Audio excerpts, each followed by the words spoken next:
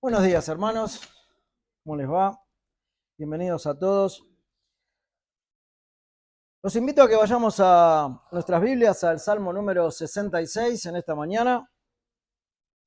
Vamos a tener la lectura de algunos versículos y poder transitar en ellos para ver una verdad para nuestras vidas, ¿no? Directamente, para que la palabra nos hable y que de alguna manera nos instruya, nos guíe, nos aliente, porque ese es el propósito de la palabra del Señor siempre. Poder guiar a su pueblo, poder llevar a las almas que están perdidas a Cristo y principalmente mantener la confianza que el Señor ha puesto un día en los corazones regenerados, ¿no?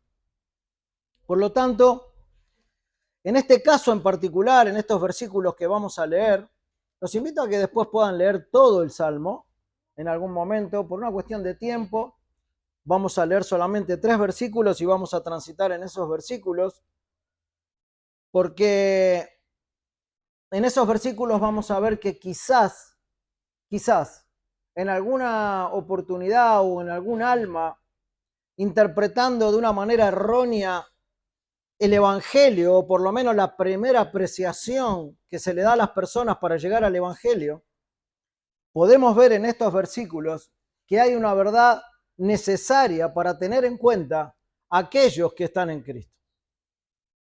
Y que muchas veces por las dificultades, las pruebas, la angustia y las cosas que vienen a nuestras vidas, se nos pierde de vista el principio que vamos a ver en estos 3 versículos. El Salmo 66, si los tienen todos ahí a mano, vamos a leer a partir del versículo número 10, en donde dice, vamos a leer el 9 también, pero nos vamos a centrar en el 10, el 11 y el 12. Dice así en el versículo 9, Él es quien preservó la vida a nuestra alma y no permitió que nuestros pies resbalasen. Porque tú nos probaste, oh Dios, nos ensayaste como se afina la plata. Nos metiste en la red, pusiste sobre nuestros lomos pesada carga, hiciste cabalgar hombres sobre nuestra cabeza. Pasamos por el fuego y por el agua y nos sacaste a abundancia. Hasta ahí vamos a leer en esta mañana y vamos a orar una vez más al Señor para que el Señor nos dirija en este tiempo. Padre, venimos a ti, Señor, una vez más, humillados delante de ti, para que seas tú quien nos hable en esta mañana, Señor, por medio de tu palabra. Sabemos que tú eres conocido, Señor, por medio de tu palabra y eres revelado, Señor, a nosotros. Por eso, Padre, tu pueblo hoy espera de ti. Espera que tu palabra, Señor, cale en los corazones y edifique a tu pueblo, Señor. Por eso, Padre, te rogamos por este tiempo, para que tú seas el que habla a nuestros corazones. Te lo pedimos en nombre de Cristo Jesús. Amén. Muy bien. El título que le pusimos a esta enseñanza en esta mañana es Probados, pero no abandonados.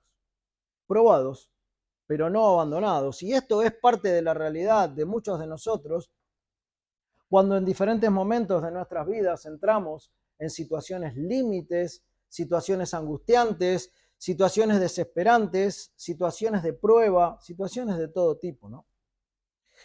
A lo largo de toda nuestra vida cristiana, en diversas oportunidades, solemos escuchar un principio bíblico de que Dios está de alguna manera conformando nuestro carácter al carácter de Cristo. Siempre escuchamos esto, siempre nos alentamos los unos a los otros en esto, y esto es real. El Señor está formando el carácter de Cristo en cada uno de aquellos que conforman su pueblo. Esto es bíblico y es así. Y esto es lo que Dios pretende por medio de esa santidad en la cual vamos creciendo y por medio de su palabra en todo momento. Pero lo hace muchas veces a través de distintas tribulaciones y de distintas situaciones particulares en la vida de las personas. El Señor en su palabra dice, a través de distintas tribulaciones entraremos en el reino de Dios. Y eso no siempre significa persecución o grandes problemas a nivel nacional, sino muchas veces esas tribulaciones son a causa de nuestras propias cosas particulares, para que se entienda, en nuestras vidas. Son tribulaciones, cosas que van llegando de parte de Dios. Sin duda, cada uno de nosotros enfrenta día a día distintos tipos de realidades en donde en cada una de ellas hay pruebas, hay preocupaciones, hay situaciones que aparecen, sin duda. Pero lo que sucede a veces es que muchos se asombran en las cosas que llegan a la vida. Se asombran por estas distintas situaciones. Y hasta caemos en un desánimo grande, profundo. Pero esto es por no poder ver con claridad lo que Dios pretende a través de estas cosas. Se nos pierde de vista el principio de que Dios está pretendiendo formar el carácter de Cristo, o sea, ser igual que Cristo, por lo menos en la medida que podamos serlo, a causa de los pecados que todavía hay en nosotros. Pero se nos pierde de vista el hecho de formar el carácter de Cristo. En el mejor de los casos, hay hermanos que entendiendo que Dios es soberano en cada una de las situaciones y que Él es quien trae cada una de las situaciones a nuestras vidas, sabiendo esto, también se les hace bastante difícil transitar la situación.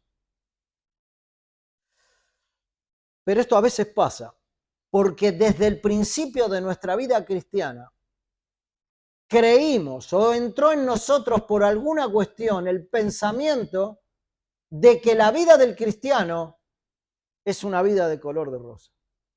Y esto es un error. Yo no sé cómo cada uno de ustedes ha llegado al Evangelio y en el momento que ha llegado al Evangelio de Cristo. Conozco algunos casos por la cercanía con algunos hermanos de la iglesia, pero en oportunidades algunos han llegado mediante un tipo de entendimiento un poco distorsionado, ¿no?, de la palabra, que quizás les ha hecho pensar que estar en Cristo es la solución a absolutamente todos los problemas de su vida, a absolutamente todas las angustias de su vida, de todo conflicto, y de toda situación en la vida. Entonces, claro, si es así y se me presenta así, entonces me conviene estar en Cristo. Bueno, esto no es tan así. Pero temo que en ciertos lugares, de alguna manera, juntamente con la predicación del Evangelio y pretendiendo llevar las almas en una buena intención de llevarlas a Cristo, se ha entremezclado este error de pensamiento con el fin de que muchos lleguen a Cristo. O sea, muchos predican con el afán de que las personas vayan a Cristo en arrepentimiento y fe, pero entre medio de eso les presentan un evangelio en el cual esas personas que van a llegar a Cristo, sus vidas van a ser solucionadas absolutamente. Y ya no tendrán mucho más por qué preocuparse, porque todo será color de rosa.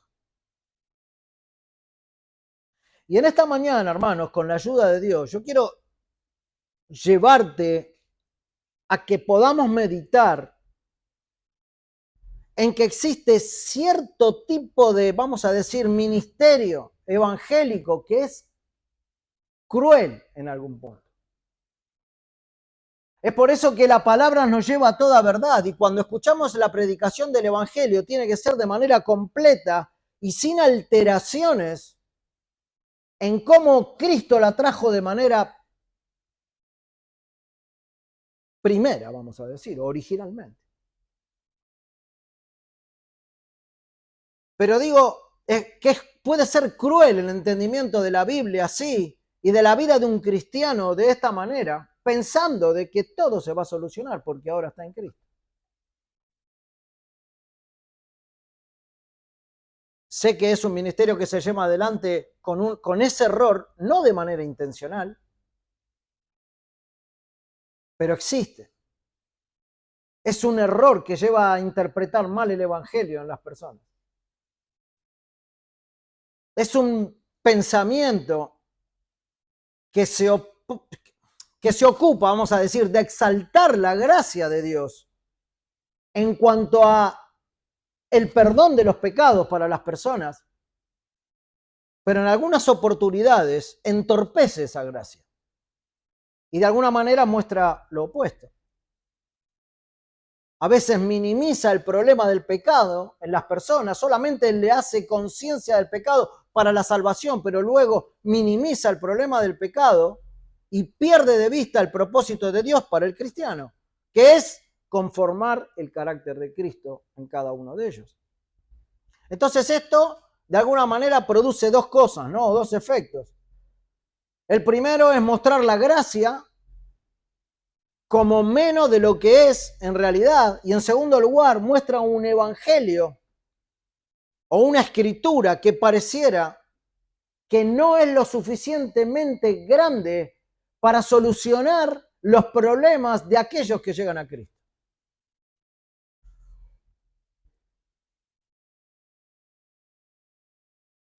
Lo primero que tendríamos que decir frente a un entendimiento de este tipo es que esto se escucha en el ámbito evangélico. Se escucha en el ámbito evangélico. Y lleva a muchos a terminar desanimados en sus vidas cristianas. Y terminan desanimados con la misma palabra en la mano. Con la misma escritura y leyendo la escritura, están desanimados. La base de este pensamiento está apoyado en la aceptación de la Biblia, como la palabra de Dios. También se apoya en la aceptación de las promesas de Dios. O sea, se les insta a las personas a tomar su Biblia, a conocer el Evangelio, a tomarse de las promesas de Dios. O sea, hasta ahí decimos, bueno, esto es bíblico, ¿qué tiene de malo? ¿Qué puede tener de malo, no? Con este pensamiento se lleva a las personas a un nuevo nacimiento y estamos bien con eso. Ahora, también con ese pensamiento se lleva a las personas, de alguna manera, a la experiencia más plena que puedan tener en sus vidas estando en Cristo. O sea, sin ningún tipo de problema, sin ningún tipo de angustia. Estando en Cristo, ya está todo bien. Bueno, es un pensamiento que a veces se entrevera y viene entremezclado con la salvación y que muchos, a lo largo de sus años de cristianos, siguen manteniendo en sus vidas. Hay que decir que el llevar a Cristo a las personas por medio del Evangelio es lo correcto, es lo que hacemos y es lo que la palabra nos pide, ¿no? Predicar el Evangelio a toda criatura. Por lo tanto, en ese sentido, quienes predican un Evangelio de este tipo, vamos a decir, no se están alejando del Evangelio central, sino que luego en la práctica de la vida cristiana se transforma en un error porque le presentaron un evangelio un poco distorsionado.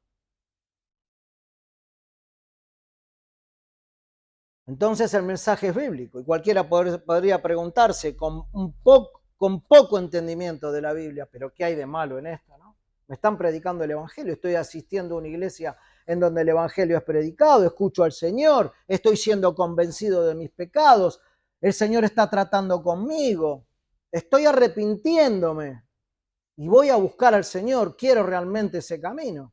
O sea que no debiera haber nada malo. Pero la respuesta a esta pregunta es que a pesar de que el ministerio se concentra en las verdades bíblicas, puede estropearse la vida del creyente, puede fracasar, puede desperdiciarse si se les da a esas verdades o se les da a esas verdades una aplicación equivocada en la vida del creyente. Sabemos que la palabra está llena absolutamente de verdad, que puede curar el alma. Y en muchas oportunidades sabemos que es así.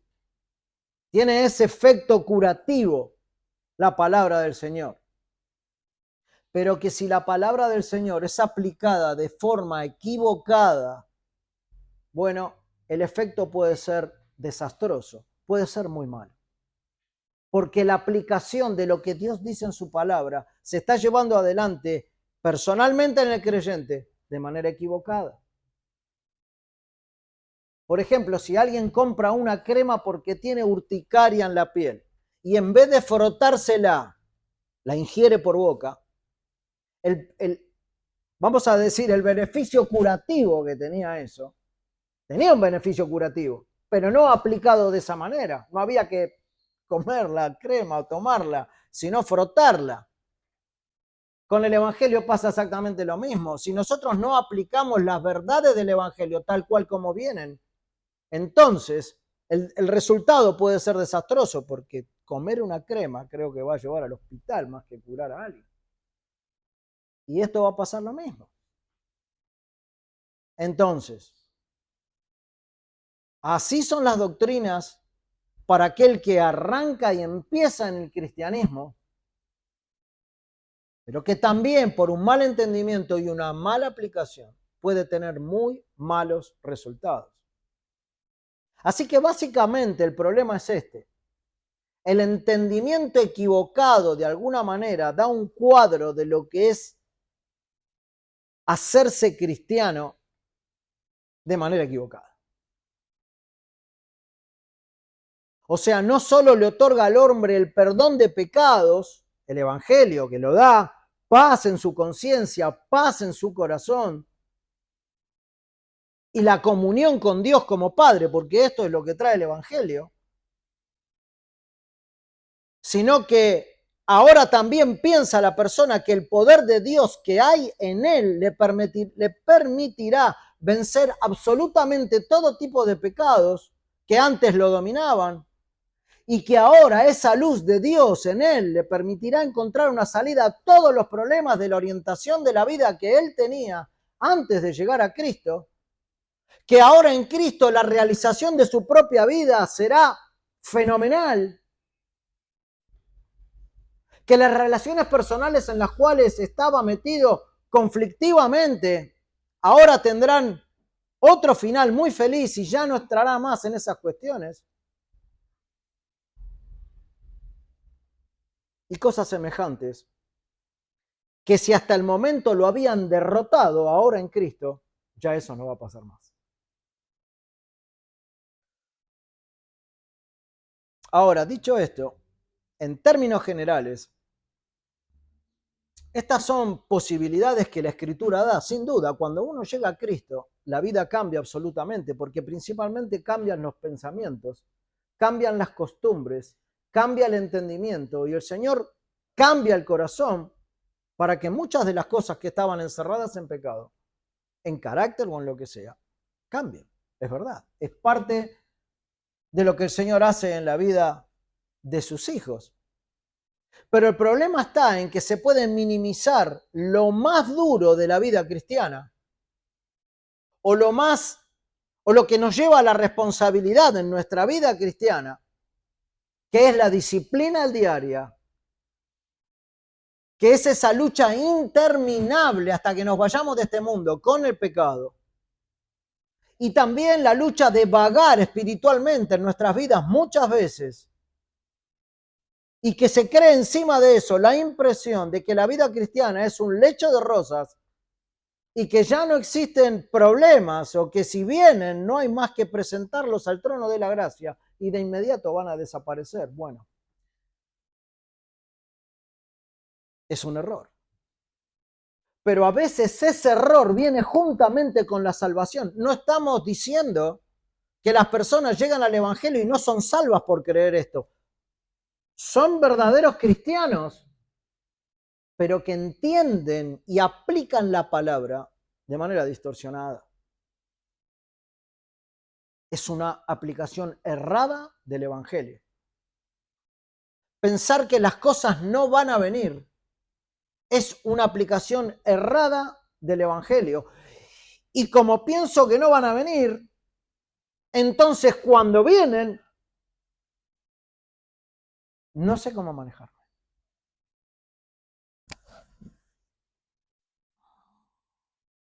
Pensar así es como sugerir que el mundo, que la carne, que el diablo ya no constituyen un problema serio para el cristiano. Y tampoco nos va a acarrear problemas las circunstancias ni las relaciones personales. Y que también se van a acabar unos cuantos problemas, ¿no?, que uno tiene o tenía, por lo menos anteriormente, consigo mismo. Y estas sugerencias son perjudiciales por la sencilla razón que son falsas. Son falsas. El creer que uno estando en Cristo va a ser, vamos a decir, perfecto, o ya no tiene mayores problemas y que las cosas y las angustias, las pruebas, las depresiones, las desorientaciones espirituales, el altibajo en la fe no va a venir. Es un error de aplicación de la palabra. Por eso a veces cuando llegan estas cosas no sabemos cómo vivirlas, no sabemos cómo afrontarlas, no sabemos cómo manejarlas.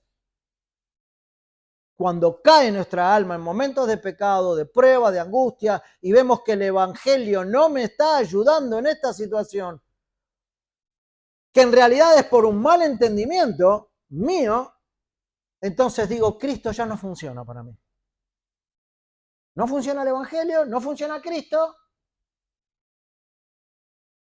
no funciona.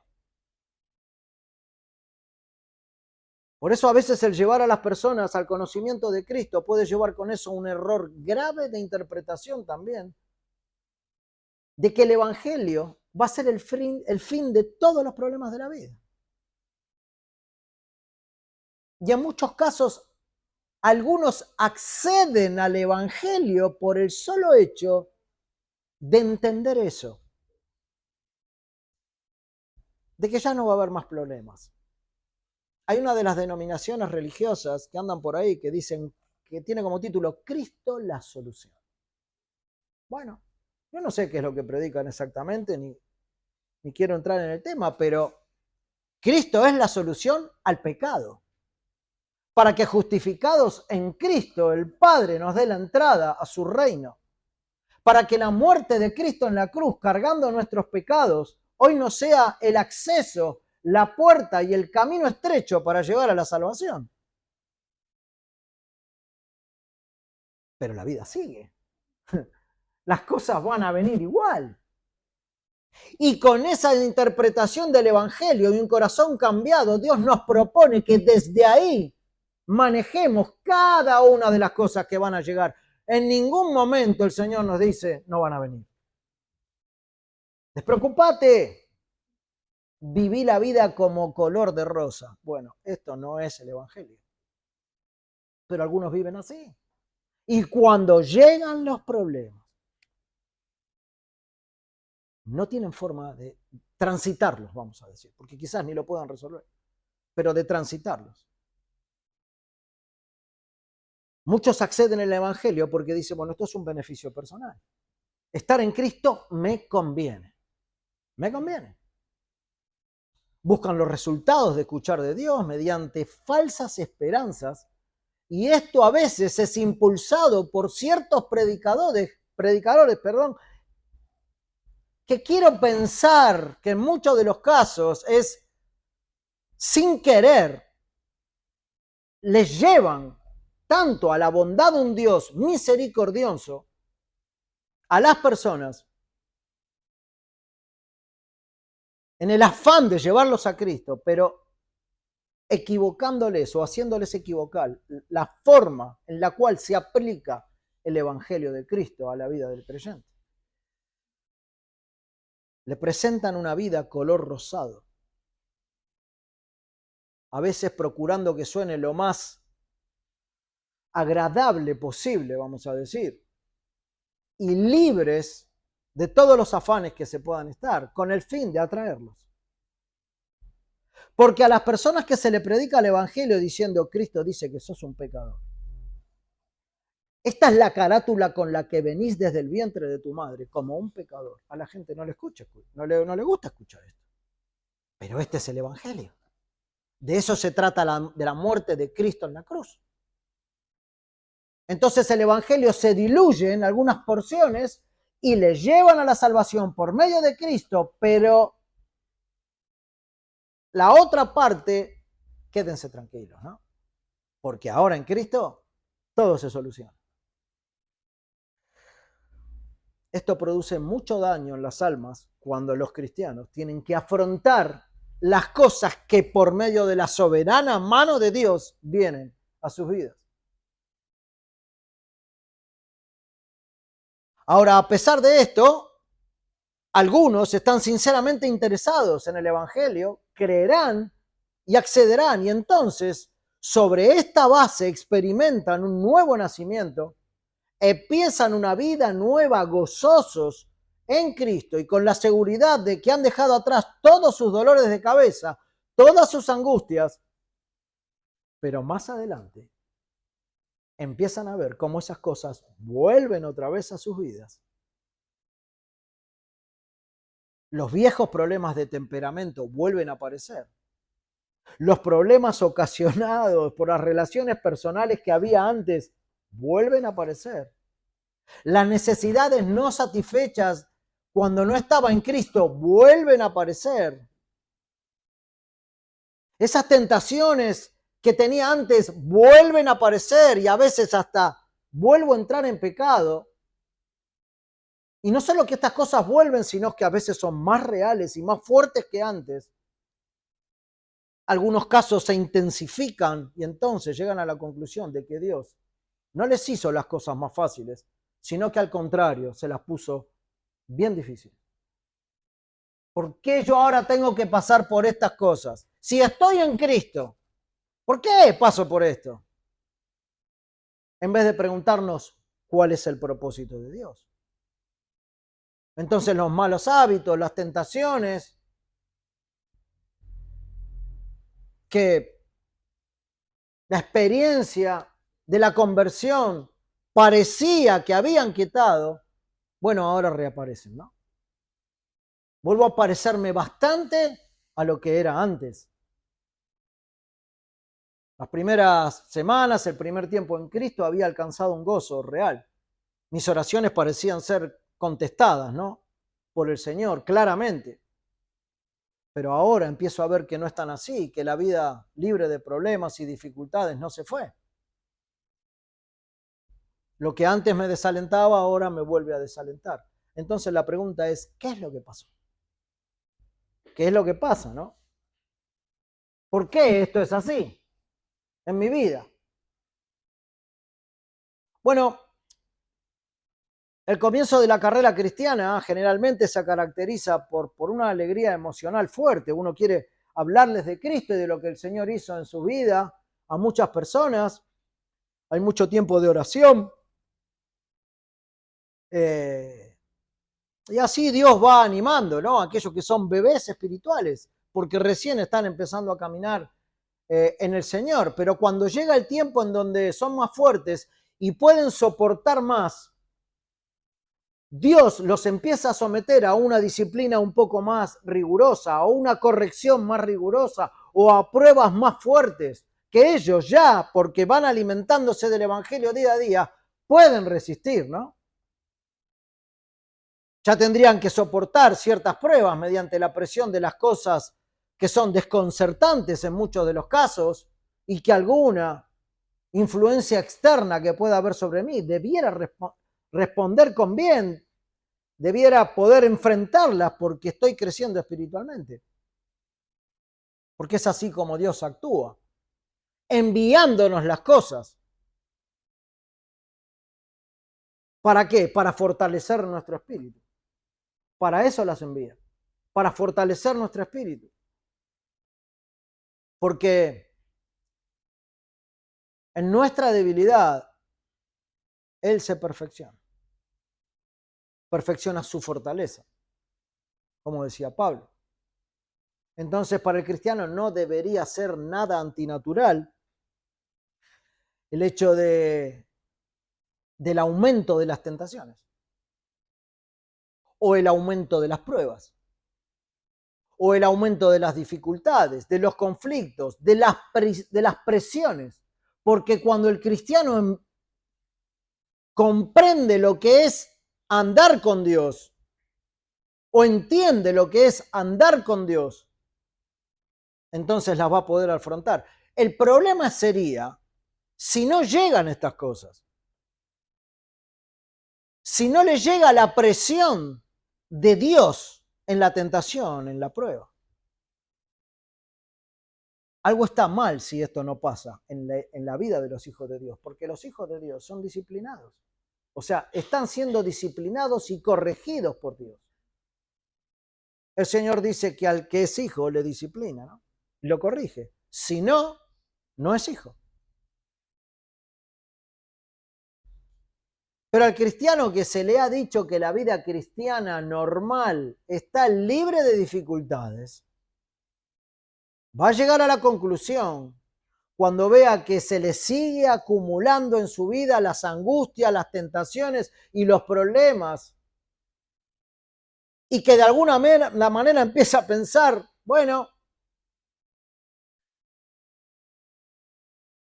algo estoy haciendo o algo está pasando en mí que me alejé de lo que es normal para el cristiano, porque él considera que todas esas cosas no le van a venir.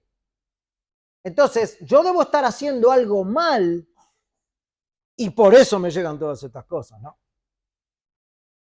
Algo falló que no funciona en mí. Y entonces la pregunta ahora es, ¿cómo puedo volver a hacer?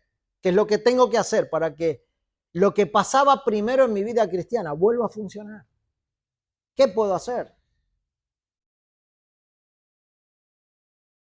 Y ahora viene la segunda crueldad, ¿no? El primero, hacerles ver un evangelio que es así. Y la segunda crueldad es que cuando muchas de estas personas consultan en estos lugares en donde, bueno, vamos a decir que se les presenta el evangelio sin intención de presentar una cosa equivocada, cuando ellos consultan qué es lo que pasa con sus vidas, se encuentran con el segundo problema, que es que se les insiste en diagnosticarle a ellos que esa lucha que hoy está equivaliendo a una derrota en su vida porque se sienten derrotados, porque cada vez que vienen las cosas no las pueden afrontar, se preguntan por qué les viene a ellos, les dicen que eso es por falta de consagración a Dios, por falta de fe, que le está produciendo un retroceso espiritual en sus vidas.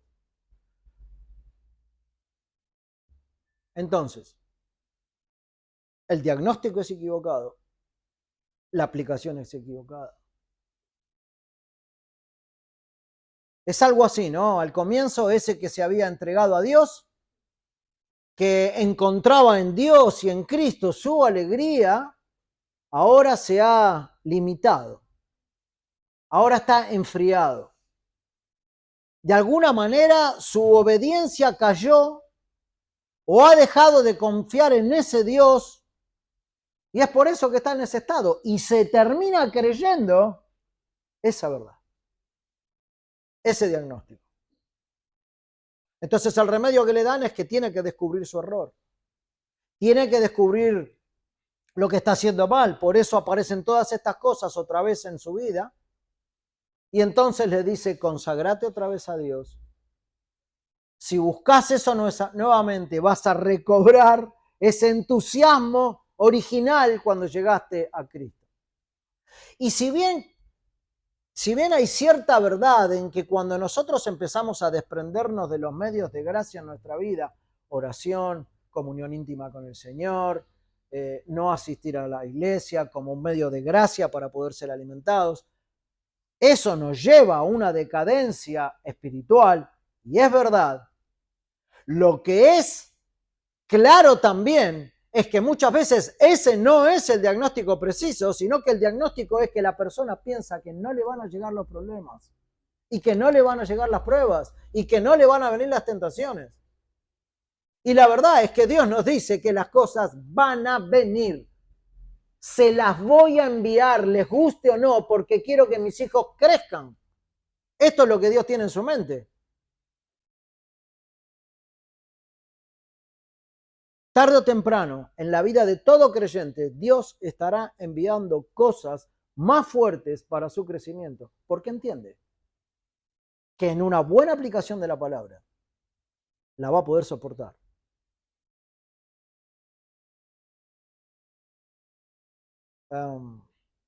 Y no solamente con ese propósito, sino para llevarlo a la santidad, ¿no? Por la senda de la santidad que el Señor pretende para los suyos, ¿no? Porque sin santidad nadie verá al Señor. Lo que le ocurrió a Job, lo que leemos en muchos de los salmos, a muchos de los salmistas también, ¿no? Para ellos Dios los expone a fuertes ataques del mundo, totalmente necesarios para la vida de los hijos de Dios. Al ataque de la carne y del diablo nos expone Dios. ¿Con qué fin? Con el fin de que nuestro poder de resistencia, tomados del Evangelio, aumente y crezca nuestro carácter. Ese es el fin. De llevarnos a su presencia sin mancha y sin arruga, habiendo pasado por toda la purificación que debemos pasar. Todos los hijos de Dios están y serán sometidos a este proceso en algún momento. Es parte de la disciplina del Señor. Y esto es lo que dice el Evangelio.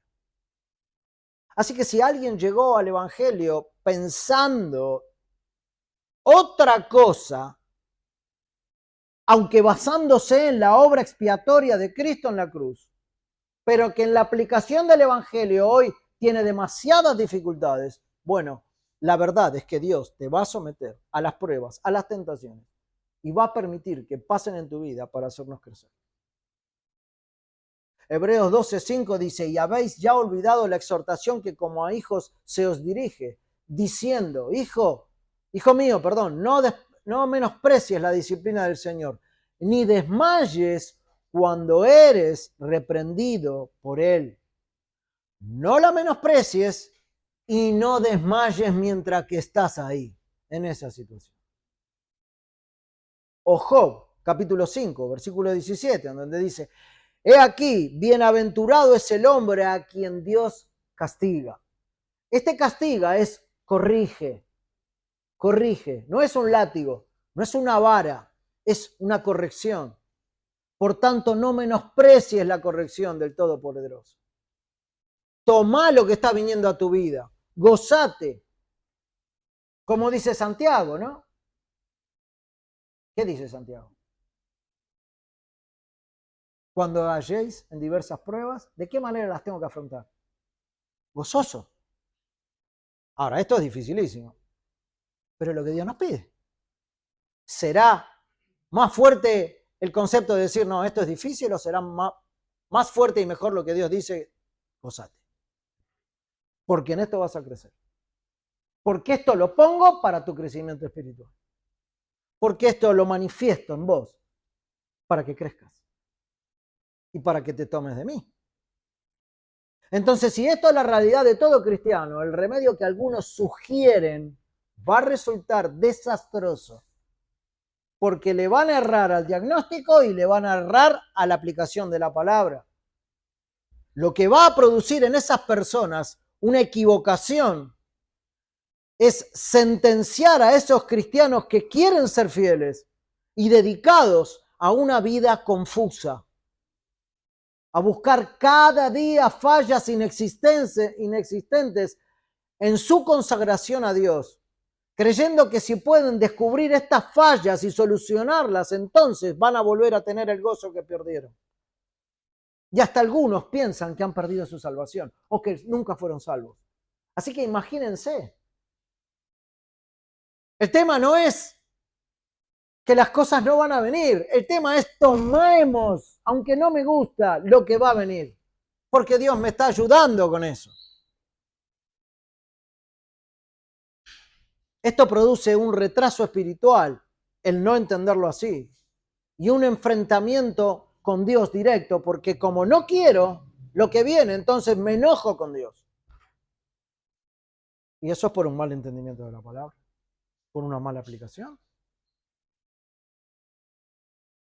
Dios me quitó la inocencia del principio, me quitó la alegría que tenía al principio, me quitó el gozo, me sacó todo eso y ahora mira dónde me pone la situación que tengo que pasar. Una consejería mal dada a un cristiano puede ocasionar que quede muchos años en el estado de un bebé espiritual sin crecer espiritualmente. ¿Y por qué? Porque cada vez que viene la prueba, se empaca, se cruza de brazos y no la quiere. En vez de transitarla, tomado de la palabra de Dios. Así deja ver lo que Cristo quiere, que es que crezcamos espiritualmente. Así que, hermanos, una de las preguntas más profundas del creyente no es si Dios existe, sino cómo Dios va a actuar cuando la vida me está doliendo realmente. ¿Qué es lo que tengo que hacer según Dios cuando la vida me está complicando la existencia, vamos a decir, ¿no? Porque muchos aman a Dios cuando todo va absolutamente bien.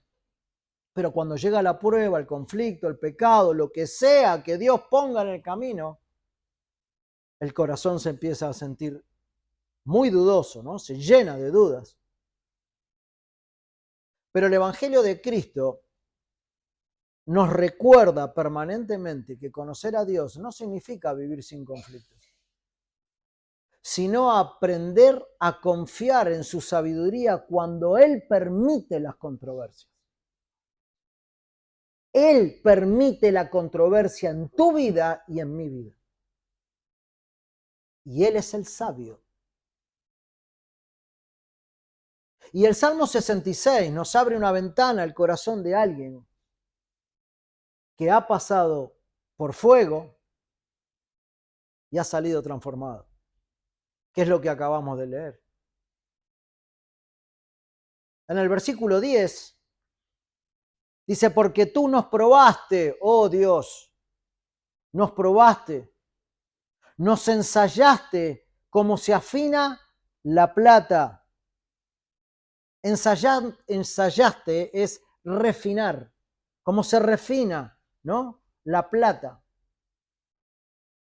Entonces el primer punto en esta mañana, para avanzar rápidamente, es Dios el que permite, o es quien permite la prueba. Dios es quien permite la prueba en nuestras vidas.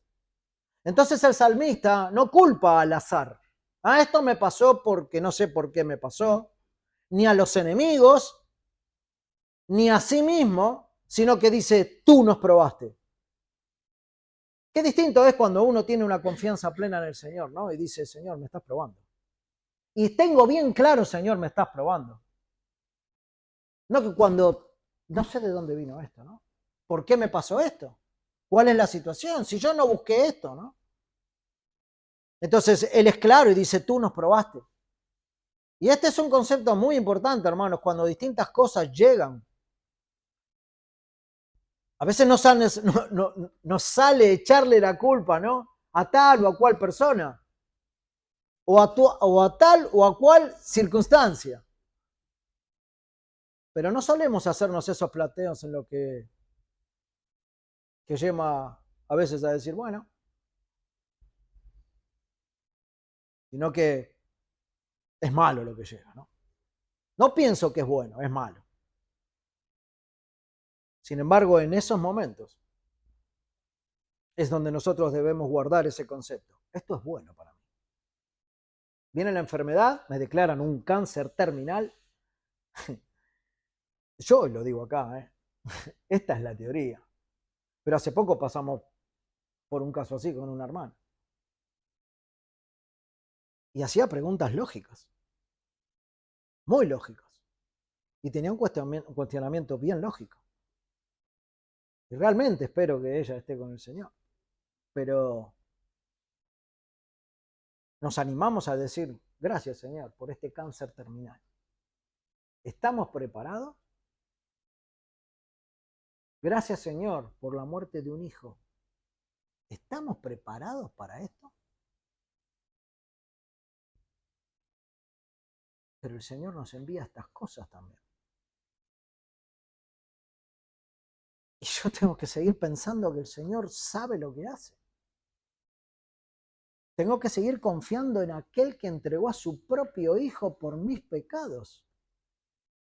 Y no lo puedo resolver dentro de mí porque es una lucha muy fuerte, pero Él es el sabio. Esto necesita estar tomado de muchísima fe en aquel que entregó lo más preciado que tenía por mí. Y así todo va a ser bien difícil. Sin embargo, en esos momentos que debemos guardar estos conceptos, es cuando debemos guardarlos. Y el salmista es claro, tú nos probaste, tú enviaste esto, tú fuiste el autor, Señor, no vino porque sí. Ahora, esto es alentador para el Hijo de Dios en estas circunstancias. El hecho de poder meditar y estar tranquilo que Dios no es un espectador lejano y que Él sigue siendo soberano, incluso en el dolor, en la situación compleja, ¿no? Y siempre va a ser soberano. Esto es parte del capítulo 3 de la confesión en cuanto a los decretos, los cuales nosotros creemos. Solemos darle lugar al pensamiento de abandono de parte de Dios en los conflictos internos, pero Dios, lejos de abandonarnos, es el que más interesado está en que nosotros, por medio de esa tribulación, crezcamos espiritualmente. Por eso la envía. ¿Crees esto, hermano? Y ponele el peor problema que tengas hoy que estés pasando. ¿Lo crees? Porque si no lo crees, no lo vas a poder afrontar. O lo vas a afrontar a las patadas. Difícilmente puedas transitar gozoso la prueba que el Señor envía.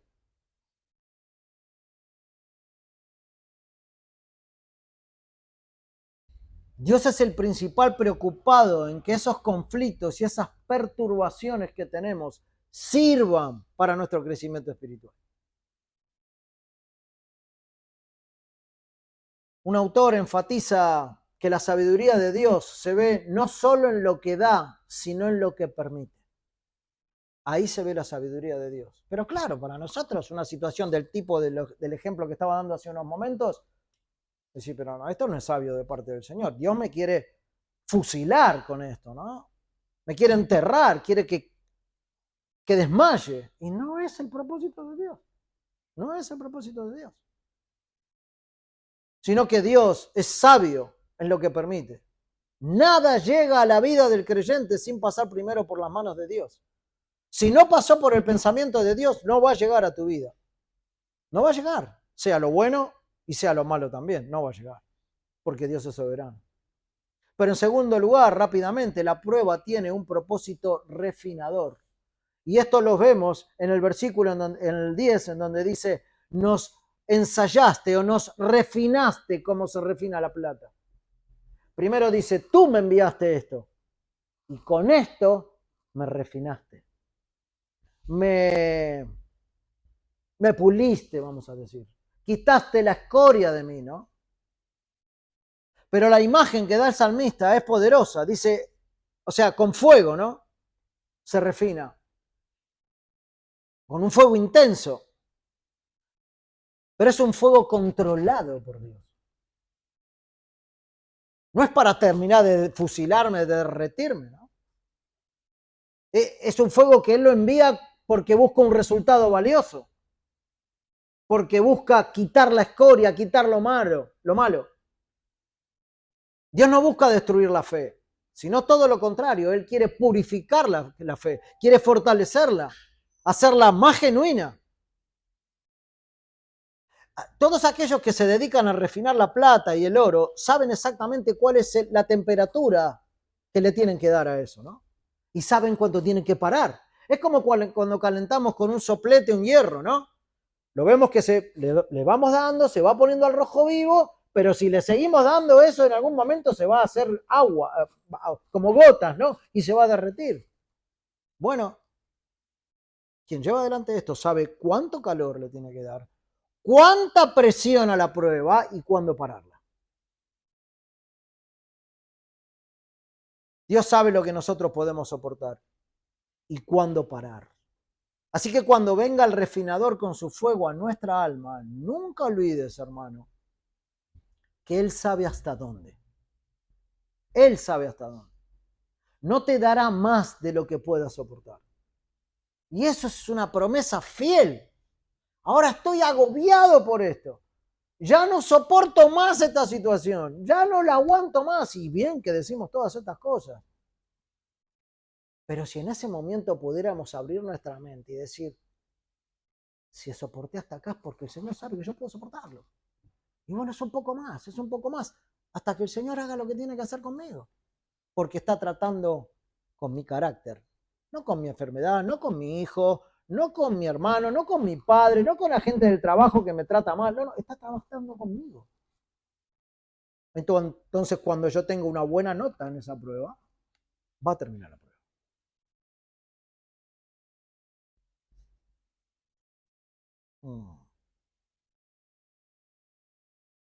No te dará más que lo que podés soportar, pero te lo va a dar.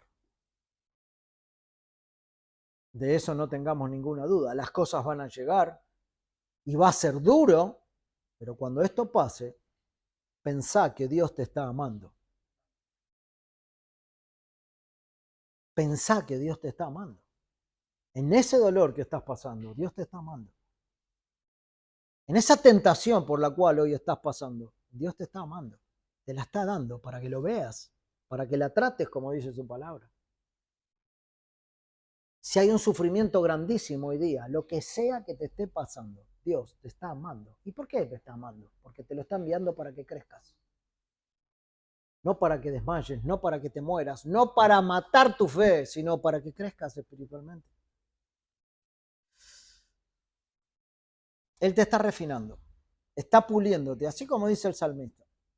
Porque las controversias no debieran ser caóticas para los hijos de Dios, sino que ellos saben que están cuidadosamente calibradas por un Padre de amor. Pero en tercer lugar, lo vemos en el versículo 11 y en el versículo 12, nos metiste en la red. Ahora le empieza a decir un poco el salmista qué es lo que hiciste, ¿no? Cuando nos probaste. ¿Qué hiciste, Señor? Bueno, nos metiste en la red, pusiste sobre nuestros lomos pesada carga. Lo dice el versículo 11. Lo que vemos aquí es que el salmo no está, o el salmista no está minimizando el dolor. Entonces, le está hablando a Dios y le está diciendo con realidad, certeramente, ¿no? Vos no hiciste esto, pero no está reclamando, solamente está mostrando. De alguna manera Dios lo va a llevar al salmista a ver esa especial liberación de aquellos que están en grandes apuros o en angustias, y lo va a terminar diciendo en el final del versículo 12. Ahora, si bien en el Salmo no se dice cuál es el apuro que experimentaba el salmista, es probable, según algunos comentaristas, que se refería a la invasión de Sennacherib en ese tiempo. Cuando dice, nos metiste en la red, podría ser como una prisión merecida por sus pecados en ese tiempo. Son comentarios, ¿no? Cuando dice, pusiste sobre nuestros lomos carga pesada, como un peso que los estaba aplastando en la situación que sea. Cada vez que llega a una situación de ese tipo, es como que estamos aplastados, y así que es real lo que está diciendo el salmista. Y Y después termina hablando del agua y del fuego, ¿no? Del fuego y del agua. Pasamos por el fuego y por el agua. Y yo me preguntaba, bueno, ¿hay algo tan peligroso como la inundación? ¿Una buena inundación o un buen incendio? Bueno, son cosas peligrosas, ¿no? En el diluvio quedaron 8 personas, o sea, no quedó nadie. Y muchas veces el fuego se lo relaciona con el exilio de Babilonia también, ¿no? Por ejemplo, los 3 amigos, Sadrach, Mesach y Abednego, ¿no? Que fueron pasados ahí por el fuego. Literalmente fueron protegidos del fuego por el Señor, vamos a decir. Así que estas palabras que aparecen aquí, o esta ilustración de lo que está diciendo que Dios hizo con el salmista, están describiendo la aflicción que vendrá a nuestras vidas, como la que vino a la vida del salmista en muchas oportunidades de parte de Dios, para que su pueblo crezca espiritualmente. Incluso dice, hiciste cabalgar hombres sobre nuestras cabezas. Y si nosotros tenemos en cuenta ese comentario, por eso es el del que más me tomo, de que podría haber sido en el tiempo de la invasión de Sennacherib. Seguramente ahí había habido guerra y disturbio. Es una imagen cabalgar hombres sobre nuestra cabeza de un soldado caído en la batalla, en donde los caballos y los jinetes pasan atropellando a esa persona. Esta es la forma de salmista de ilustrar la realidad de aquel que está en la tormenta interna de la prueba. Muchas de estas cosas se parecen a todo lo que nos pasa a nosotros cuando estamos en la prueba y la aflicción fuerte. Pero también en eso, al final, podemos ver cuán bondadoso fue el decreto de Dios de sacar al salmista de ese peligro.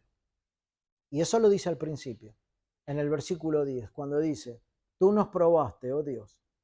Y con todo esto que muestran el 11 y el 12, dice, nos refinaste con esto. Nos puliste con esto. Por eso, por medio de las aflicciones somos probados como el oro y como la plata, ¿no?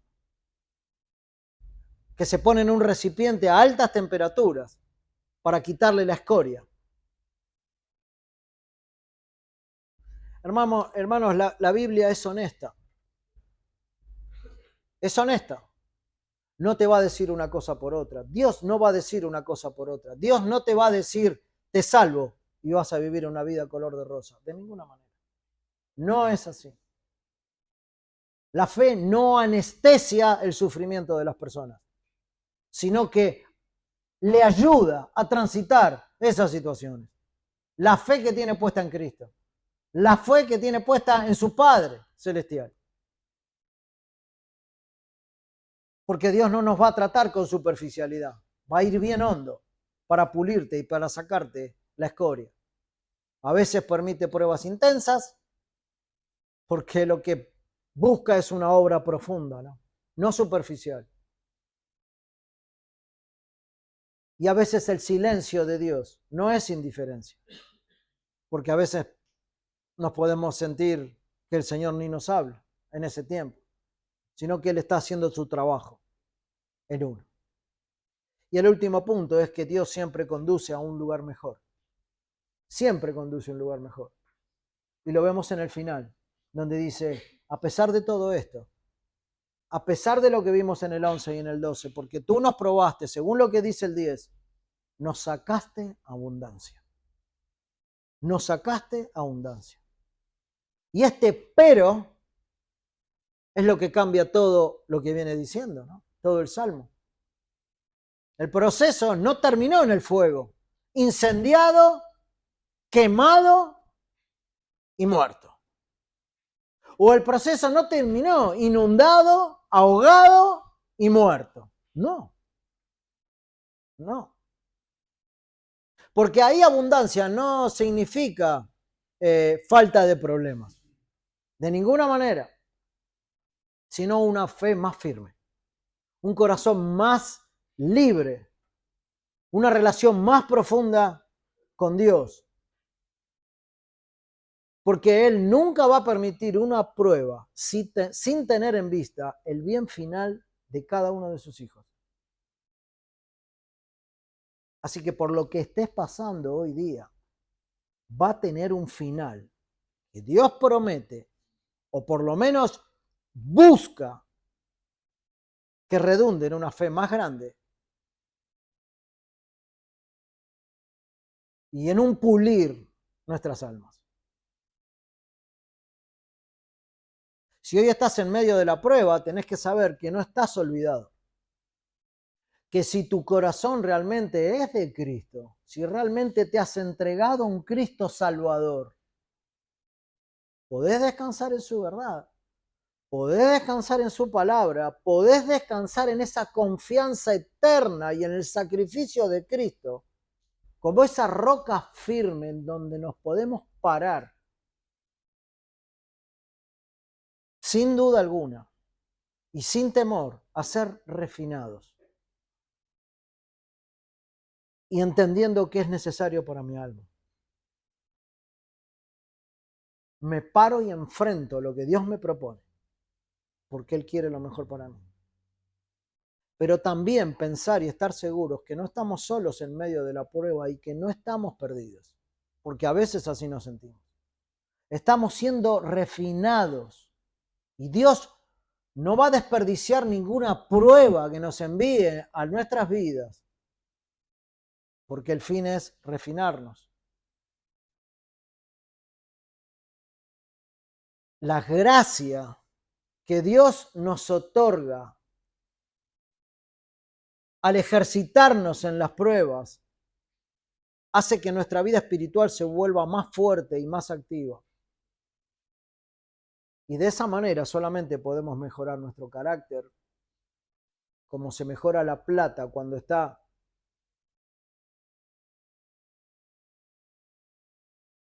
¿cómo decir? Atormentada por el fuego. Porque así solamente vamos a ser partícipes de la santidad de Dios y de cómo Él quiere que nosotros llevemos nuestras vidas adelante. Es glorioso el resultado, hermanos. Y nos sacaste a abundancia, a pesar de todo lo que viene diciendo. Las aflicciones y las angustias de la iglesia terminan bien.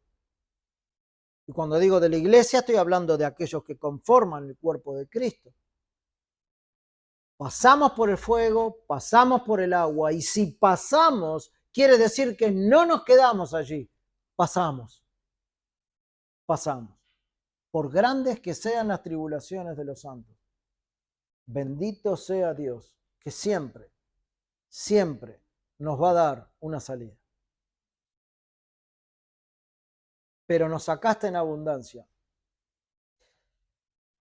Es el contraste de las privaciones que el salmista tuvo que soportar, o de las pruebas que tuvo que soportar. Y así también es con cada uno de sus hijos. Amén. Oremos, Padre. Queremos agradecerte, Señor, porque cuántas veces en nuestra vida nos vemos perdidos, solos, angustiados, Señor, porque no encontramos el rumbo, Padre. Porque quizás tenemos distorsionado el Evangelio y mal aplicado en nuestras vidas. Por eso, Padre, te pedimos que en la situación en la que esté cada uno, pueda tomarse fuertemente de tu palabra, Señor, y entender, comprender y vivir tu palabra, sabiendo de que todo lo que tú envías, Señor, es parte de tu soberana voluntad para crecimiento de tu pueblo. Te pedimos que lo hagas así, Señor, en medio de tu iglesia, que edifiques a tu pueblo. Y también te pedimos que salves a aquellos que están sin Cristo y sin esperanza. Cristo ha cargado los pecados de muchos para llevarlos a tu reino y a tu gloria, Señor. Pero que en el transitar de aquellos que fueron rescatados, ellos puedan vivir aplicando el Evangelio en su vida, tal cual como tú lo envías en tu palabra. Te rogamos por esto y te damos gracias por este tiempo, Padre, y por tu palabra, en el nombre de Jesús. Amén.